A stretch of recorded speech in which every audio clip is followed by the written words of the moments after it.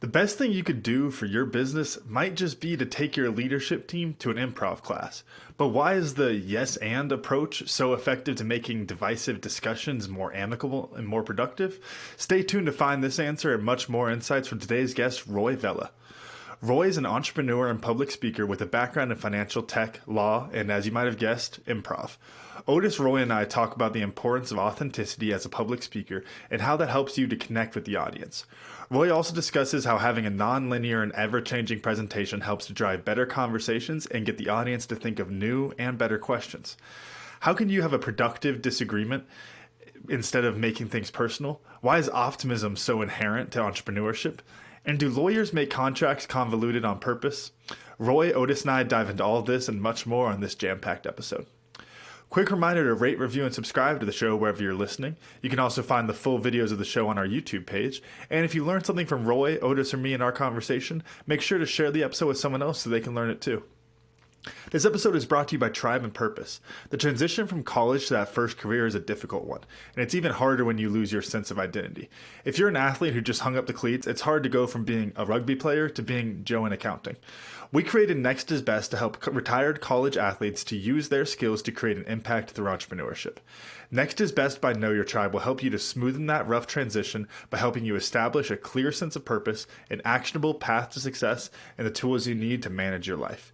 Your 20s are a confusing and chaotic time. Next is Best gives you the tools you need to make sense of the chaos and make this next chapter of your life the best one yet. You can learn more about Next is Best by Know Your Tribe at findyourpurpose.coach. Now here's Cam and Otis with the show. Hey, welcome to the Cam and Otis Show. On this episode, Roy Vella, the fella. Thank you for that. You had to say that right as we're closing out the green room, so it's fresh in my mind. I had all these other great things I was going to say about you, this entrepreneur, this fabulous speaker. But no, Roy Vella, the fella, man. Roy, good to see you, dude. How you doing? Good. How are you? Yeah. Careful what you say right before Otis goes on the air, because it's like it's already on the tip of my tongue. That's gonna stick. Yeah, I was gonna say the fella's got to be pretty good though. That's like being the guy. Like everyone wants to be the guy, right? Sure. I'd go with that. I'd be okay with being the fella, you know. Totally.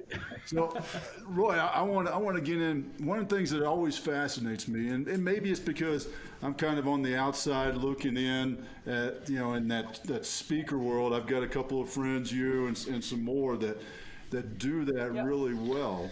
And I'm not talking, the on stage presence, which I know is really done well, but the fact that it's a business. And I find that interesting in that public facing. So how did that, where was the catalyst that said, I can help some people I can get on stage and help a lot of people? Sure. I'd say like a lot of things in life, it was a bit accidental. So I, the first time, so I did a lot of public speaking for the companies I was with, right? So for my own startup, and then for PayPal, and then for RBS, and I had a point where I had left RBS, Royal Bank of Scotland, and a conference producer reached out to me and said, "Hey, we'd like you to come speak at this event, blah blah blah." And I immediately said, "Oh, I've left RBS now," and they're like, "And?" I was like, oh, you want me to speak? Like, they were like, "Yeah, we don't care who you work for. We want you to come." And I was like, "Oh, okay, yeah, sure. I can do that, And then after that, I was approached by two different agents, actually speaking agents. One called the London Speaker Bureau, and the other one was called Speakers Corner. And so, I got to say, like a lot of life, there's a lot of serendipity, right? They were just like, "Hey, do you have representation?" And I was like, it's interesting, and also at the same time, my presentation evolved. So it started off as a very much a fintech presentation. It was about, the evolution of digital banking and payments, and how the presence of the smartphone was changing that environment. And then it just became how it's changing all environments. And part of that was a bit serendipitous, right? So I'd give the presentation and I'd have someone come up to me after and say, hey, this is fantastic, it's great. Do you have a section on insurance?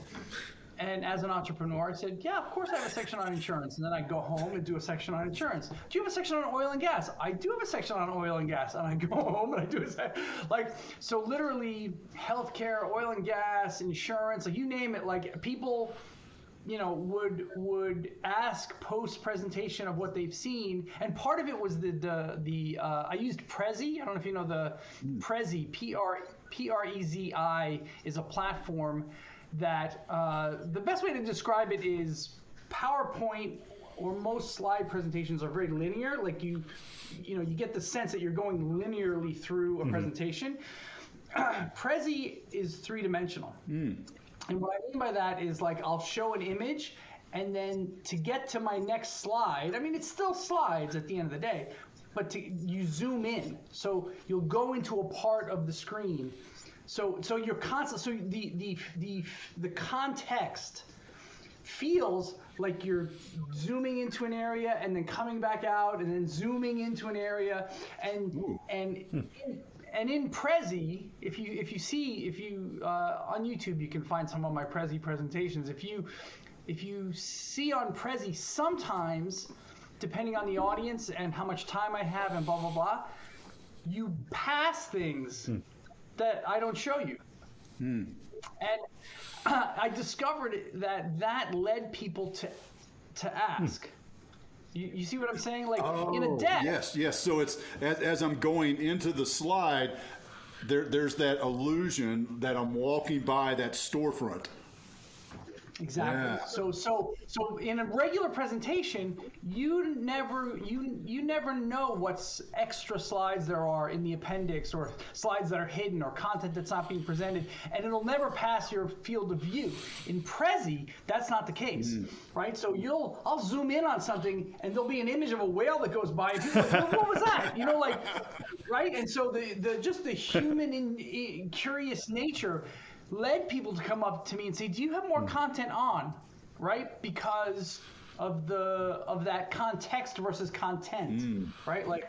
And so that also led me down a path of developing content in areas that I wouldn't have naturally gone to or done on my own. And frankly, it was fascinating because I was like, what are the ramifications of a smartphone to oil and gas? You know what I mean? Like there's a whole bunch of areas where, and my core message, my main deck was called The Digital Wave, The World Has Changed. And the subtitle is, what happens when there's a supercomputer loaded with sensors in every pocket? And that's where we are, right? I mean, And it's caused a lot of things. I mean, not only having an HD camera everywhere, but sensors that do pressure and temperature and speed. And I mean, we're in a world now that has pretty dramatically changed, right? Where your iPhone is going to call emergency services because you've been in a car accident, whether or not you ask it to. And in fact, they're pretty sure you're unconscious given the dramatic deceleration. And so they call. I mean, literally, right? So, so the main deck was that premise, and then the rest of it was, what are the implications of that? I love the entrepreneur approach to somebody asking you these questions. It's like, I have that, but I got to sit in the morning and staying up all night to make that new presentation. I love that. But what I want to get a little bit more on is you talked about starting speaking for your startup and then, for PayPal and RBS, and then kind of venturing out into that other world. What I want to look at is more so the jump from your own startup to someone else's project. Because I don't know about you, Dad, but for me, my only experience as a speaker has been for one of my businesses. And I would get all sorts of compliments of, oh, that was great. My first job out of college, talking about sustainable agriculture and all this kind of stuff. You're like, that's great. You're a great speaker. But yeah, but you can't throw me up there and talk about anything other than this business plan I spent the last 18 months on. That's what I'm good at speaking about because I have so much of a depth of knowledge there. How did you make that jump to someone else's project and then still have, I think because the big difference between a good speaker and a great speaker is having that kind of gray area between the lines type of thing. How did you fill that in as you made that jump?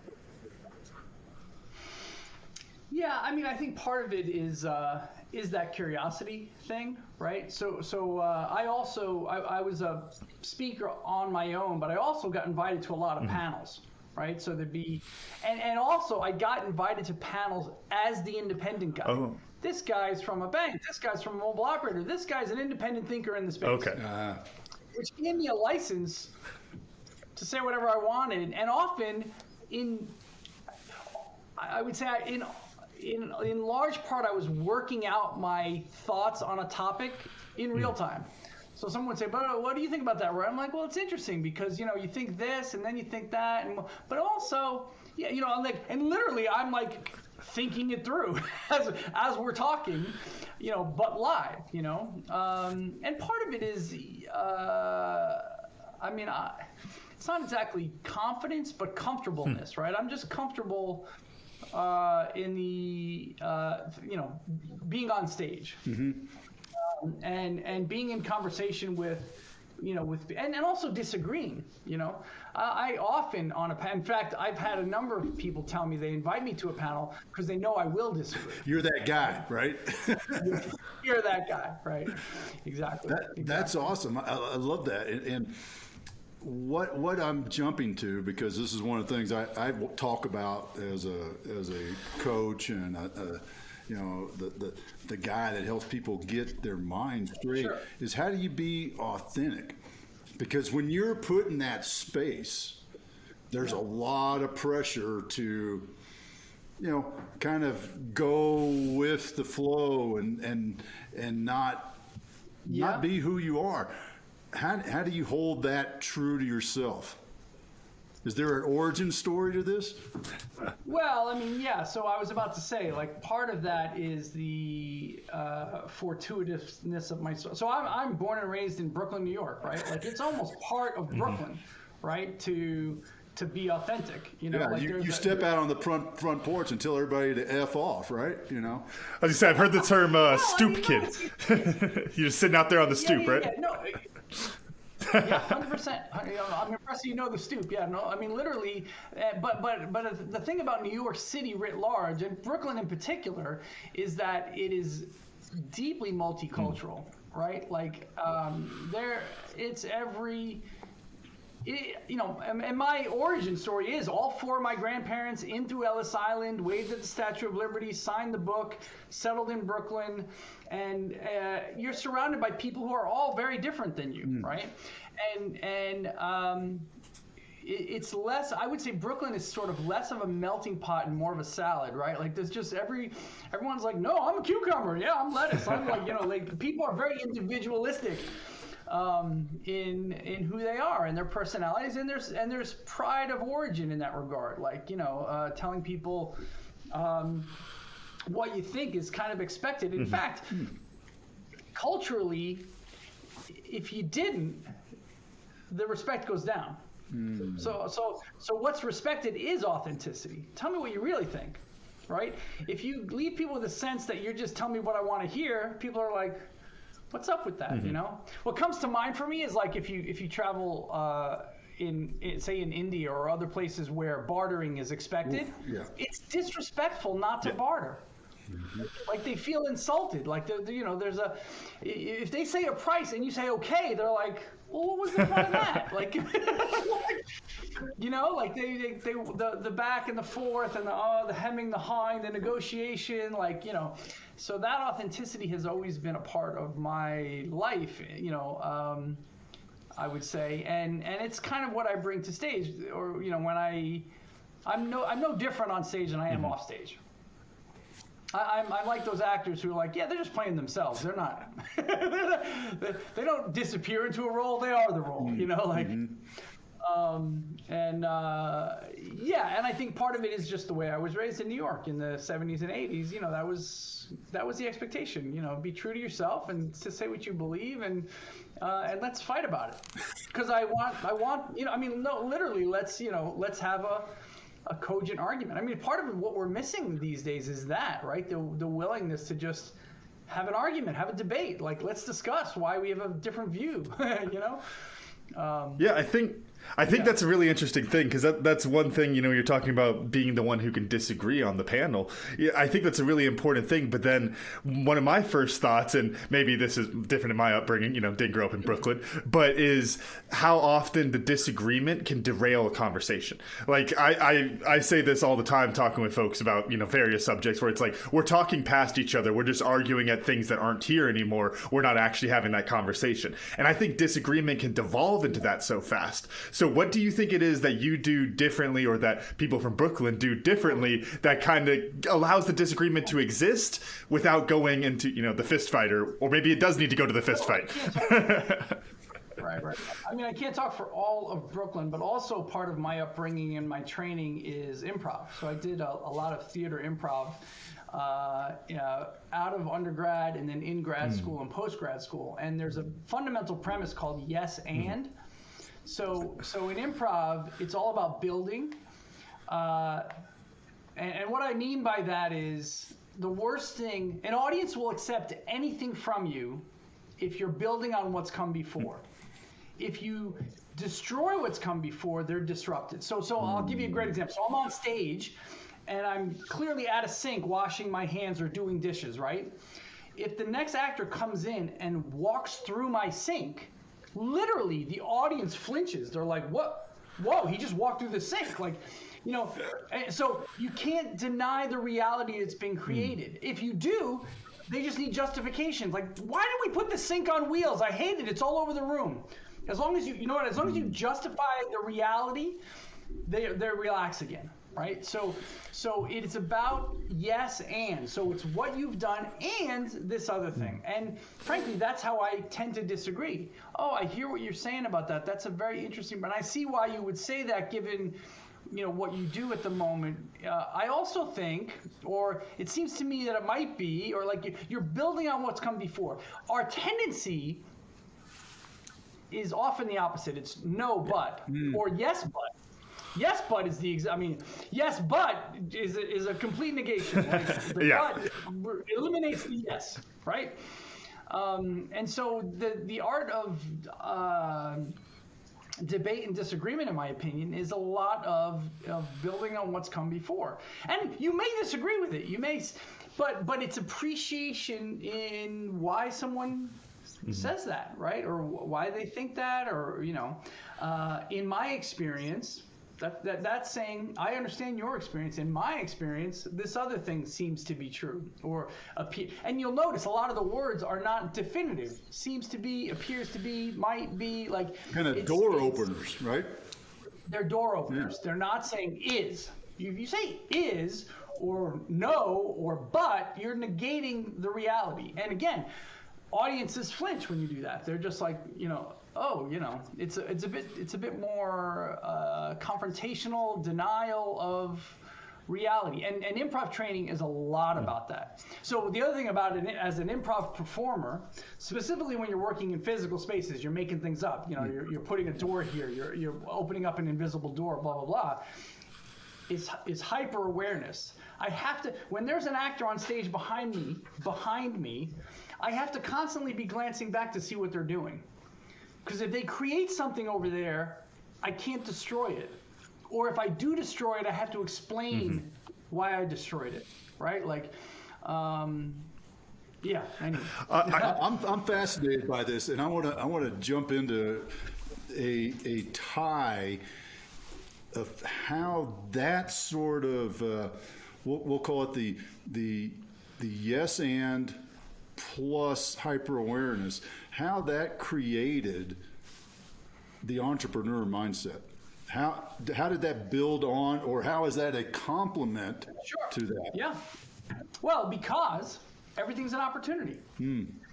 Everything's an opportunity. Even if I completely disagree with what you've said or what you've done, it's an opportunity for mutual growth. It's I may be wrong.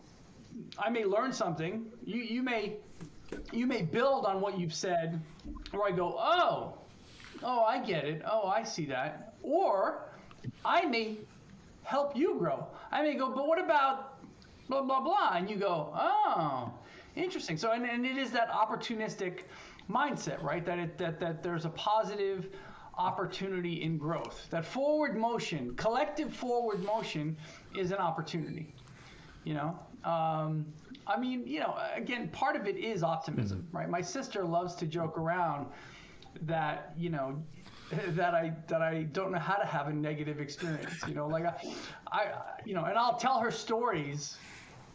A buddy of mine and I were in the Algarve, and we picked up these Irish sisters, and we put regular fuel in a diesel car, and the car broke down, and it was pouring rain, and blah blah. Like, I'm telling this whole story, laughing, and this happened and that happened, and my sister's like, this is like horrible, like this is like a really bad thing. And I was like, oh no, it's super fun, because then this truck stopped and these guys were helping us, and like, again, it may feel negative in the moment, but that's really, I mean, it's the classic Frankel view. Like, you decide how to take what the world has given you. You want to make it a sad, miserable thing? Sure. Or it's an experiment, and it's an adventure, and it's something new. No matter what happens to you, it's something new. It hasn't happened before, and that's the opportunity. I think that's entrepreneurship in writ large, right? It's about seeing opportunity in adversity, right? Like, there's things that aren't, I mean, frankly, almost all of entrepreneurship is something's not working properly, or something could work better or faster, more efficient, or serve more people. It's all about trying to fix something that you perceive as either broken or not as good as it could be. I love the. I got to give our public service announcement real quick, Camden. Yeah. Folks, do not put diesel in regular gas cars. And do not put regular gas, it says unleaded, begins with a U, in a diesel car, which begins with a D. So just public service announcement. Go ahead, Cam. And frankly, now back to the this show. was in Europe. I didn't actually know that you could do that. I thought that the nozzles were such that the one wouldn't fit in the other, blah blah blah. Like, not so in Europe. Which that's the entrepreneur in you, because you would think you just put them slightly different shapes, square peg, round hole, where problem solved. Right there, you're like, come on, make a triangular one, make a square one. Why are we dealing with this? Yeah. Exactly. But what I was going to say, the optimism of entrepreneurship, I love that. And, talking about the disagreement there, I think there's something really interesting where you said it provides that path forward. There's something, and Dan, I know you and I have had this conversation several times. I don't know if we've ever had it on the show, though, is that there's a line in The Art of War talking about building your enemy a golden bridge to retreat on. And I think about that all the time in these like social political conversations where we put somebody in a box and we say, no, you're bad, or no, you're this, and there's no path forward for them anymore. And that's exactly what you're talking about, is you give them that golden bridge to retreat, because otherwise, why is the reason The Art of War, the Sun Tzu says that, because if you don't give them the bridge to retreat, then they're going to fight harder. Whereas if you give them the bridge to retreat, and you're right, they're probably going to go down the bridge and they're going to join your ranks, right? In the social context, probably not in the war context, but that's such an important thing. No, in all contexts, you give people, and this comes also down to sort of like saving face, right? And we are social hierarchical monkeys who status matters a lot, and preserving status matters a lot. If you say something on stage in public and I just tear you apart, negate you, prove you wrong, that does not serve anybody well. Right? Like, it's that's a long-term mistake. If I show the audience that we can come out of this and somewhat agree on these parts, and these parts we still need to work on, everyone's happy. No one leaves the stage like, and by the way, status is a huge part of improv. Like, we don't really, so there's all this, how you stand, how you speak, how you turn your head. There's a whole bunch of things that we all communicate of. So, for instance, high status stands very still, barely moves the head, speaks pretty slowly overall, and takes up space. Like, that makes you high status. Low status tends to be more in motion. The head starts to come down. The head moves around a lot when you're talking. And these are all these subtle things. This is why I always want to train people in improv. I'm like, people are taking messages from you that you don't even realize you're giving. So standing still on stage, two things that people miss: stillness and silence oh my God, two of the most powerful things you can do on stage. Stand still, don't say anything. Literally, people in the room start going, who is that guy? Like, I mean, you literally didn't say or do anything, and your status is just going, your status is going up. You know, and people, and instead people wander around the stage, they move their head, there's all sorts of low status stuff because they're nervous, blah, blah, blah. Like, it's like, if you could just stand still and not say anything, unbelievable. But it's hard. I mean, frankly, it's hard because we're trained. We're trained in that hierarchical view of the world. It's like when we picture somebody who's not not the best speaker, and they go and they feel the need to fill the time and to just keep talking the whole time.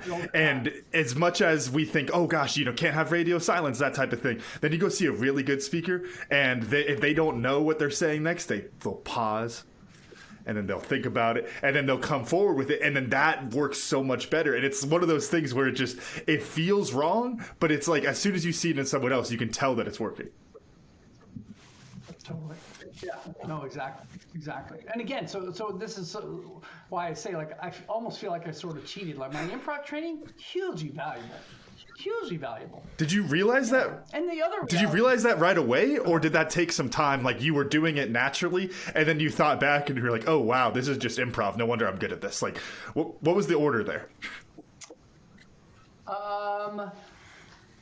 Yeah, no, I would say that improv somewhat codified and articulated a few of my natural tendencies and sort of things that I didn't really. I was like, oh, that's why. Yeah. You know what I mean? Like something you saw or did, and you go, oh, I mean, the funny thing for me about improv is life is improv. I used to teach improv at business school to fellow MBAs. And at the beginning of the session, the first session, I would say, okay, everybody get out your scripts. And you see them panic. They're like, oh, shit, there was a script? I didn't know there was a script. And I'm like, there was homework. Right. They all immediately they freak out. Oh no! Oh my God! There was a script. I don't know my lines. I'm like, time out. Stop. There's no script, and there never has been. I'm here to tell you that you've been doing improv your whole freaking life. 99% of your life is improv. There's 1% that you memorize something to present it or to participate in. But and all I'm going to do is focus your attention on that 99% to show you how to do it better. Because it's improv. This is improv. Did we script any of this? No. And that's most of life. Most of your interactions are improv. And the funny part about that is like the status stuff that I was telling you about. That plays out everywhere. You standing still and being silent in a grocery store line is high status. It just is. We're just a bunch of hairless monkeys. Like, come on, let's be clear. Like, we have a bunch of this messaging that's been around for a long time. I'm laughing because I do that a lot. You don't see me doing, especially at the grocery store. Nope, I'm just standing there waiting. Well, it's very high status. Well, there you go. And this is the thing. And also, by the way, high status doesn't mean good. Let's be clear. Yeah. It doesn't. No, I mean because in a high status, low status situation, you are therefore intimidating, arrogant, unapproachable, scary. Like there's and it actually, the irony, it works against introverts, especially women. A very good-looking, introverted woman comes off very high status because she's shy, and because she's good-looking, people think she's like people think that they're like bitchy or arrogant or like and it's unfortunate. Like literally, my wife and I have friends who, being an introverted, good-looking woman, has had negative effects because other women think she's, she's so much of herself. She's not. She's shy. She just haven't. You know what I mean? Like, again. So status is it cuts in every direction. Yeah. Sometimes being high status is not so good. Sometimes being low status is not so good. Sometimes the opposite is true. Being low status makes you very warm and approachable. I have teenagers. If you come off too high status to their friends, you are scary as a parent. If you come off, if you joke around a bit, if you lower your status, then you're more approachable, and then they want to come over and hang out at the house, blah blah blah. If you don't talk to them, oh shit, like they're like, oh god. You know what I mean? Like, again, so what I'm saying is status is a thing that it ebbs and flows, and it depends on the scenarios that you're in. Guess which And dad being I conscious was. of what you're doing. So, for instance, with the teenagers, I could just not pay attention to that. I could go about my day, let the teenagers go about their day. If I don't talk to them, or if I am silent, I might think, well, I didn't do anything. I didn't do anything. No, you did. You were high status in their presence. Right? This whole like, oh, I didn't do anything. It wasn't my fault. I wasn't like, was your physical body there? Then you did something. This episode is brought to you by Tribe and Purpose. If you're a college athlete who just hung up the cleats and you're looking to make an impact as an entrepreneur, then Next is Best by Know Your Tribe is perfect for you. Get a clear sense of purpose and a path to success so that you can make a bigger impact and make this next chapter of your life the best one yet. Learn more today at findyourpurpose.coach. Now let's get back to the show. It's like the rush line of if you choose not to decide, you still have made a choice. If you choose not to do anything, you're still doing something, right? Still doing something. Oh yeah. Exactly. 100%. How did the whole JD, I want to be a lawyer thing devolve into being a finance techie guy? Because, I've got a lot of lawyer friends, and I would say about 50% of them have at some point said, all right, I'm done practicing law, or they got their JD and never went any further with it. So how did that connection happen with you? Yeah, I mean, so I'm weird, right? So I went to business school, and I wanted to go to business school, and I'm also weird. Stanford's the only school I applied to. I was like, that's where I want to go. If I get in, I'm going. If I don't get in, I'm not going. Okay, I mean, that's crazy. Like, if you want to get an MBA, that is not the strategy to take, right? Like, but I didn't really want to get an MBA. I wanted to go to Stanford. So, okay, so we did that. I'm there, and a buddy and I started just chatting about life. We were both mathematicians and liked chess, and people had always told us we'd be good lawyers, blah, blah, blah. We sort of egged each other on. I took the LSAT exam during first year of business school. So in February of my first year of business school, in the middle of that, I took the LSAT, we applied to Stanford Law, and I got in. And then I was like, oh, okay. Crap. And by the way, I mean, in my law school application, I said very explicitly, I have no interest in being an attorney. So just so we're clear, a lawyer went to law school. An attorney passed a bar in a state. Those are two different, and being an attorney is like getting your electrician certification or being a licensed plumber, right? Like it means you pass. And by the way, you could be, let's say that Yale Law School is the #1 law school in the country and you're the valedictorian. You can't pass any bar in the country. You still have to go take a bar review course for 3 months and then regurgitate it out and pass the test. And by the way, that doesn't, you're now licensed in that state. And there are some states, by the way, people don't realize this, you can take the bar without going to law school. Huh. So you can be an attorney without being a lawyer. It's a thing. Yeah, I know. It's Gaben's like, what? Like, yeah. I'm just thinking about my next business venture. There are a bunch of states that say, I don't care if you went to law school and studied constitutional law. You passed the bar. Now you can stand at the bar, literally at the bar in the court. Like, that's what it is. Anyway, so in my law school application, I said there's 3 reasons I want to go to law school. One is entrepreneurship, that it is a ton of contracts and negotiation and reviewing all of that kind of stuff. And speaking their language seems advantageous to me. 2, international business. As soon as you cross a border, it's law. Like the regulations and all of the law and everything, that's a massive part of working globally, and I'd like to learn about that. And then 3, I'm very interested in alternative dispute resolution, all the arbitration, mediation, negotiation. There's all these other shuns other than litigation that I'd like to learn about. And And they were like, yeah, okay, we can do that. And got in and decided, and then the other thing was, being at Stanford, I was like, this place is just magic. Like, I mean, not going down the rabbit hole too much, but Stanford is a very weird place. You have, in fact, I might say it's the only place like it on the planet.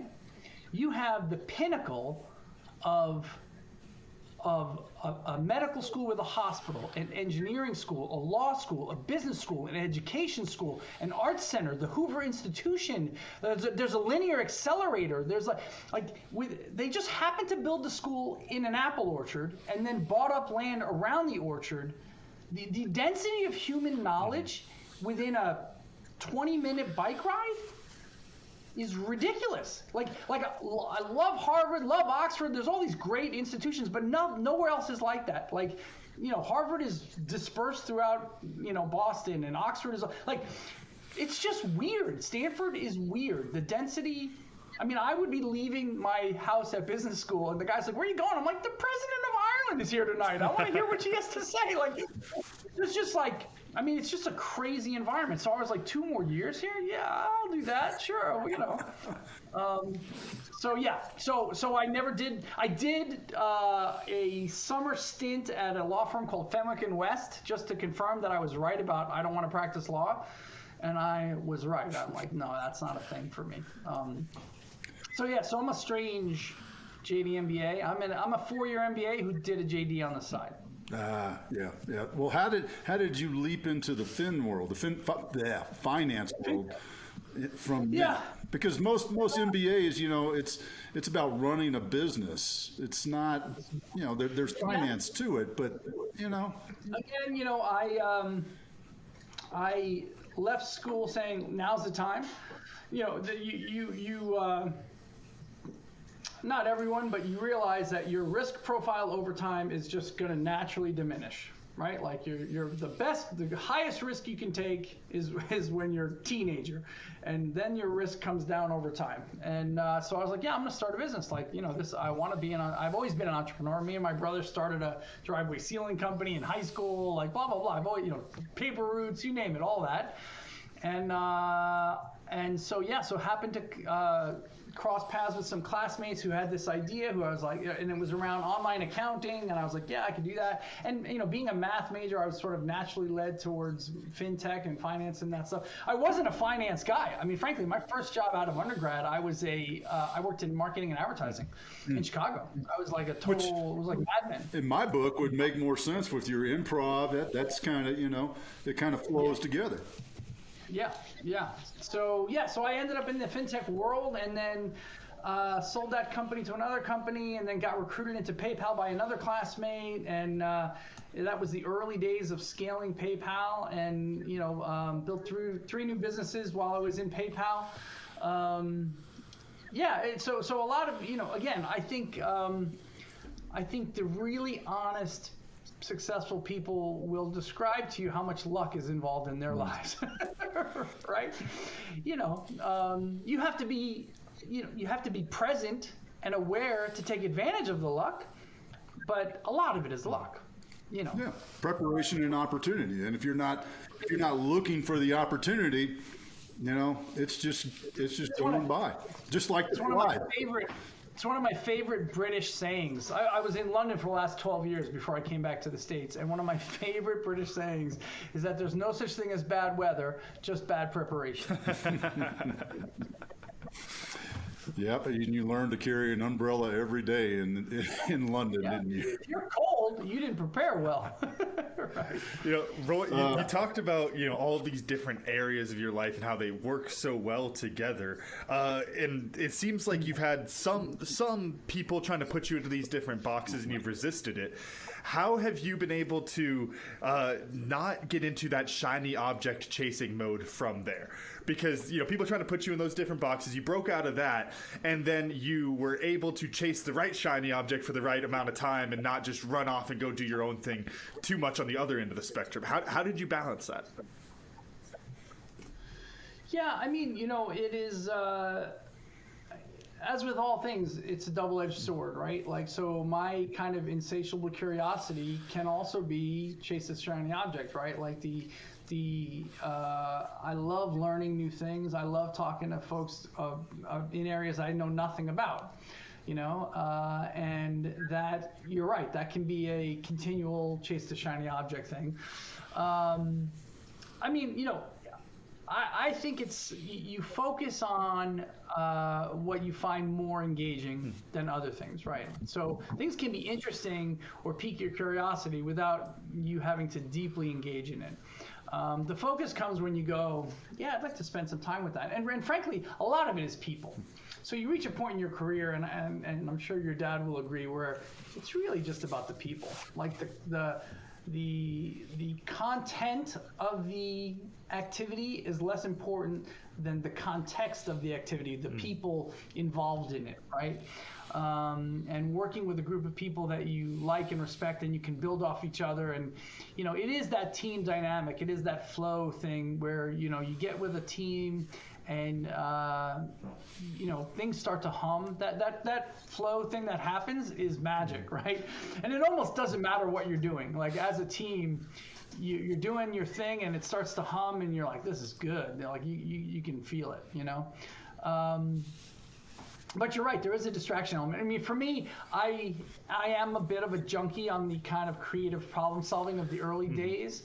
So I, mentor, advisor, board member, angel. I do a variety of things with startups because I like to help them tell their story more effectively. And what I do functionally, I'm a go-to-market guy. I'm product market fit, go-to-market strategy. How do you grow faster, better, quicker? Where's the leverage? How do you tell a coherent story that people will remember and resonate with?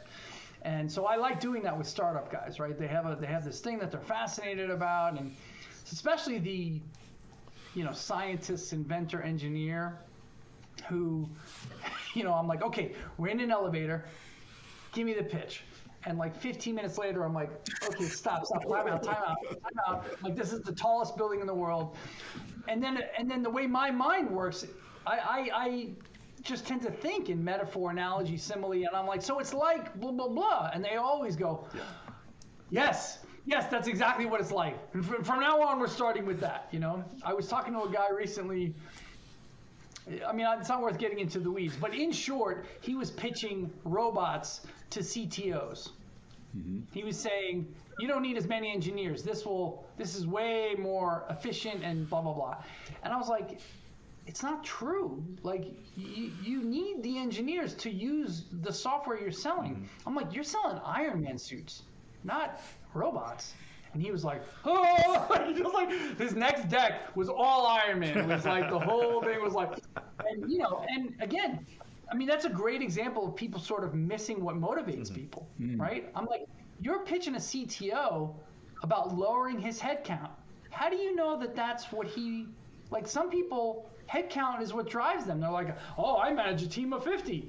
If you're telling him now you can manage a team of 25, he's like, get the hell away from me. I'm not as powerful. I don't have the status anymore, right? Right? So now I tell him, oh, no. I just want to suit them up. I'm just going to put them in Iron Man suits. They're going to be twice as effective. They're going to be a team of 50 who seems like a team of 100. Now you got the guy's attention.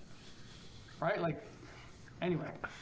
So, yeah, so I do work with a lot of startups because it's fun to do that, to help them tell a more effective story, and to also think about, what they're trying to sell. I was working with a company, without naming names, they were trying to basically sell instant global free payments to the banking industry. The banking industry lives on slow, expensive local payments. Like that, I mean, literally like the exact opposite. And they're like, oh, we can fix all those problems. I'm like, they call those problems revenue.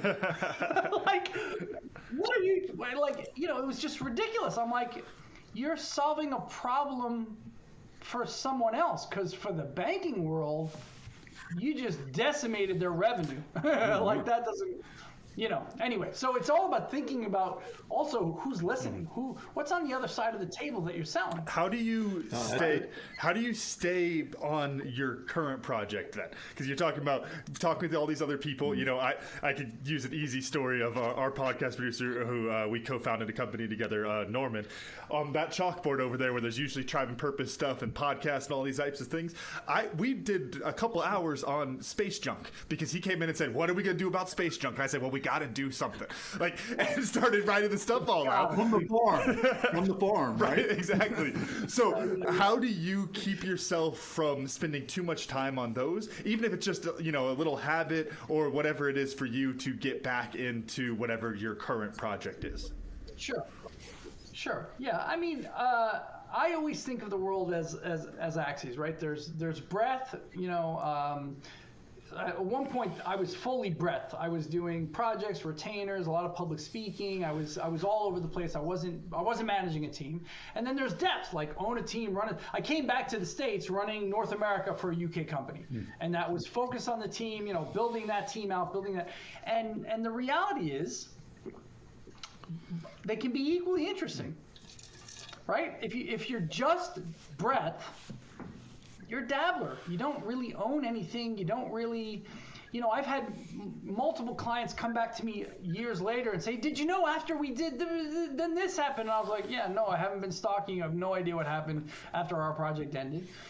And the flip side, when you go deep with a team, you get into that flow state that I'm talking about with a team and delivering, and there in my worldview, there's as much richness on both axes depending on what you focus on, right? And you can find that that learning and inquisitiveness and curiosity and exploration can happen on either axis. It is hard to do both. You can't. You're not going to be able to deliver on a team's objectives if you're dabbling. If you're doing it wide, you need to focus on what you're doing, right? And by the way, look, I also feel so. I think there's a curious thing in English language. We say two things. We say find time, and we say make time. I don't believe in finding time. Time is not something out there that you go and find. I believe that we are time producers, and I tell people often, if you tell me you can't find time to do something, the truth is you just don't want to make it. It is literally not a priority for you. You have other things that you would prefer to make time for. If you really want to do something, you'll make the time to do it. It's as simple as that. I just don't believe in find time. Find time is a fallacy that we use to make each other feel better. But we are time producers. You have enough time to do whatever you really want to do because you'll just make it. You'll make as much time as you need to do what needs doing, in your opinion. If there's this project over there that you just can't seem to find the time to do, guess what? You just don't really want to do it. Let me be clear. Oh yeah. There's so much truth to that. I talk to people all the time about health, mental health, physical health of their body, and how important it is. And then what you usually get back is, I just don't have time to work out. I don't have time to do that. It's like, yeah, well, that means it ain't important to you. So it's not important to you. It's not important to you because you would literally make the time. And I do find the English language is funny that way. Like we know it, we say it, but we don't really get it. We're like, oh, I am literally producing time. It's as simple as that. Yeah. Yeah, and I think I want to say it was like a Toyota commercial that I heard the phrase, is if time is infinite, how come there's never enough of it? And right. Wherever that came from, I didn't think of it. I wish I did, because there's so much truth to that. So much truth. Yeah, totally. Yeah. Totally. I want to test a memory test. Can I jump in because I know that commercial because it's so funny because they did a bunch of them and it's all just phrases like that because that another one came to mind of if love is blind, how could it be love at first sight? So we got to go binge some Toyota commercials after this. There you go. Yeah, the wisdom of Toyota commercials. Got it. What's a lesson? I mean, because if you studied, you went and got a JD for the sole purpose of being a better business person. what's a lesson that you pulled from that you still fall back on going forward? Well, I mean, the most essential thing I think is, and I can't tell you how often I am telling this to entrepreneurs and anyone engaged in a contract negotiation. The contract is in English. And as far as I'm aware, you speak English. So if there are things in the contract that you do not understand, it is poorly written. It's as simple as that.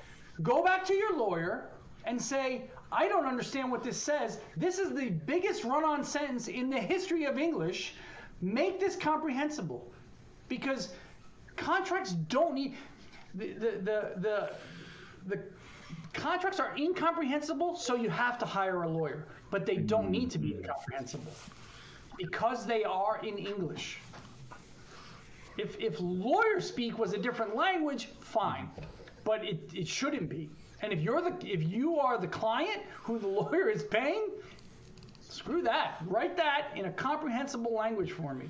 And you're seeing a bit of that now in privacy return. Like a bunch of companies are coming out with their privacy statements and their data usage statements and blah blah blah, and they're starting to say, we don't know why it was so complicated. Here's what we do in English. And the truth is, I mean, that was one of the lessons in law school. You can make it fancy and complicated and incomprehensible, but that means you're a bad lawyer, right?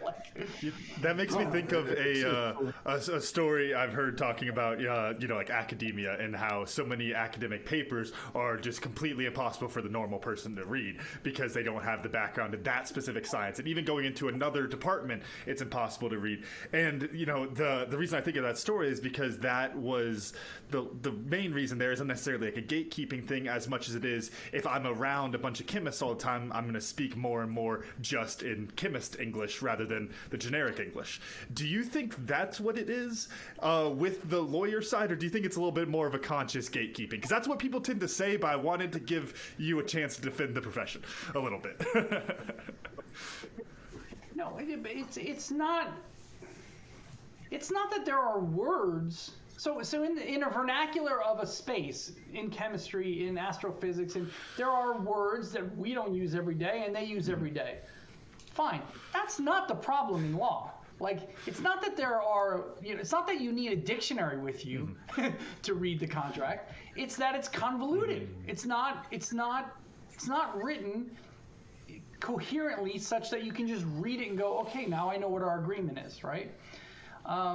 There are terms in agreements that are trying to abide by some state law, federal law, international law, and that is poorly written. And so that they, you do have this trickle-down effect of complication because of trying to abide by laws. But the fundamentals of 99% of contracts should be comprehensible to someone who's fluent in English.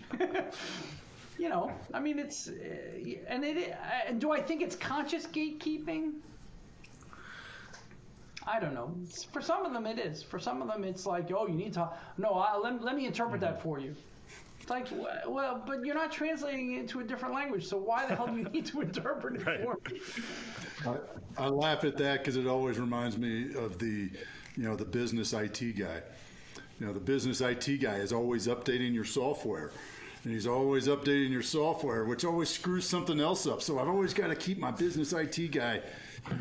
Yeah, it's kind of like I look at lawyers sometimes in that same sense of they write stuff and it's like, huh? But it's all, it's again, going back to incentives and whatnot. I worked in Africa for a little while at a vocational school, and I was teaching basic business to kids who were doing auto mechanics, hotel maintenance, carpentry, 4 different things, and I was doing basic marketing, accounting, why should you keep books, blah blah blah, and I taught the office staff had Windows 98 or whatever it was on there, and I started to show them some basic, some issues are happening. I was showing them basic maintenance things you should do on Windows.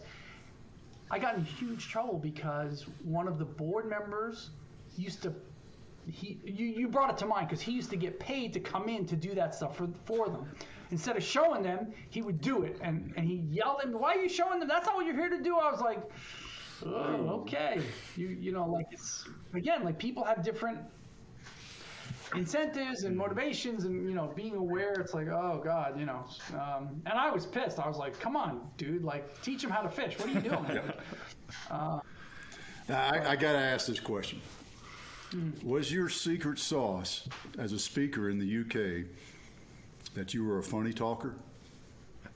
Because we see that work the other way around over here all the time. Yeah, it works here because all of a sudden all these British people that come here are Mr. Smart. They know everything. Right.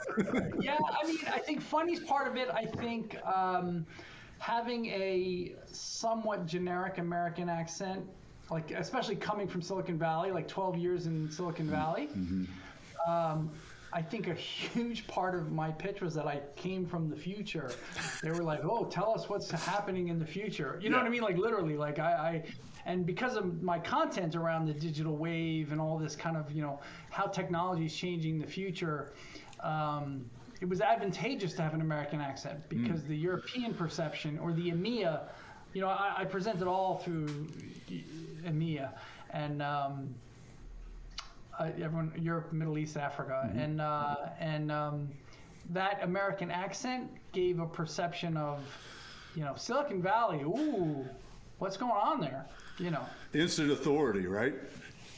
yeah, and you know, I think that authenticity thing that you brought up earlier is really vital.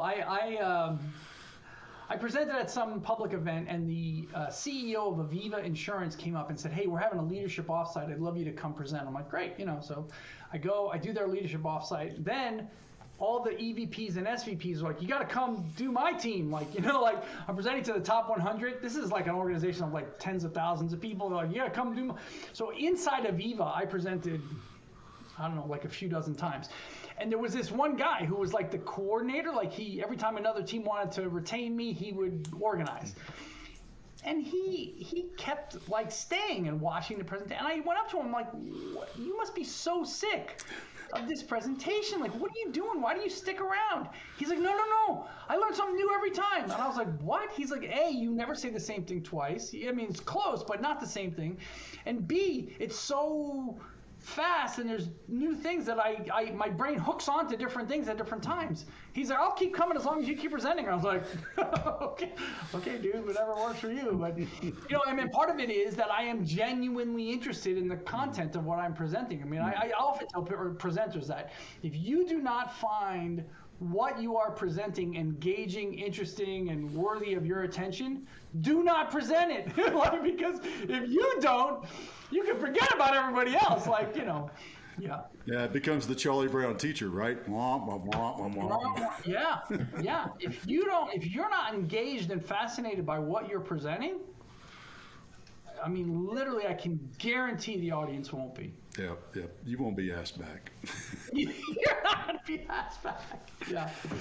Oh, man. Well, I got to say, for me, my biggest thing among the many that I learned is the high status versus low status. I found that fascinating, that the pause, the stillness, and you know, as you were describing that, I found myself reflecting back on that in various instances, whether it was on stage or other things, seeing that very thing and thinking that dang, that dude, who's that dude? Or, you know, geez, I'll never ask that girl to dance, you know, because, you know, she's pretty and she's all alone, so she must be.